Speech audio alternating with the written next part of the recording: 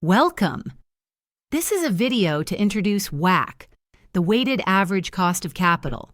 Think of it as the average price tag a company pays to raise money from both lenders and investors. Let's get started. Every company needs fuel to grow, and that fuel is money, or what we call capital. Whether it's opening new stores, building factories, or launching the next big product, companies must raise capital to make it happen. Capital doesn't come from just one place. Companies can sell shares to investors and common shareholders. This is known as common equity.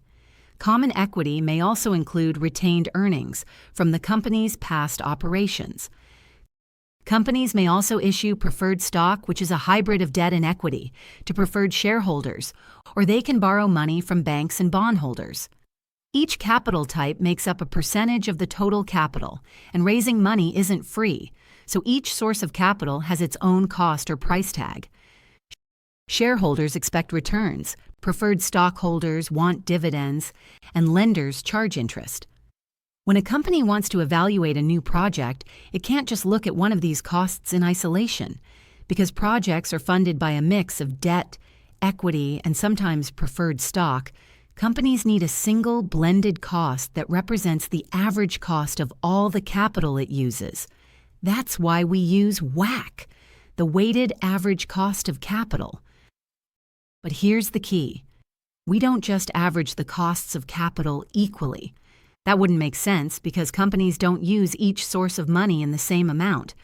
Instead, we give each source of capital a weight based on how much of the company's total financing it represents. Think of it like a pie. If equity is 60% of the pie, debt is 30%, and preferred stock is 10%, then those percentages become the weights.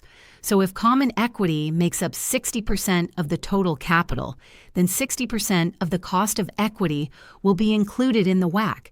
If debt makes up 30%, then 30% of the after-tax cost of debt is included. And if preferred stock makes up 10%, then 10% of its cost is included. And the debt portion gets a tax adjustment because interest paid on debt is tax deductible.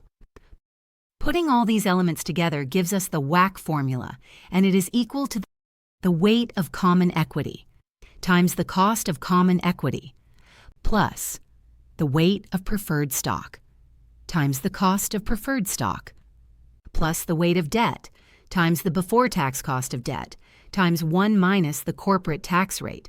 This gives us the weighted average cost of capital. In the next videos, we will discuss all these WACC elements in more detail, including how to calculate them using given or available information, and also solve practice problems. For more videos like this and other learning resources, follow and subscribe to our channels. And if you need tutoring help on this topic, visit our website at www.cademics.com to request a session. See you next time.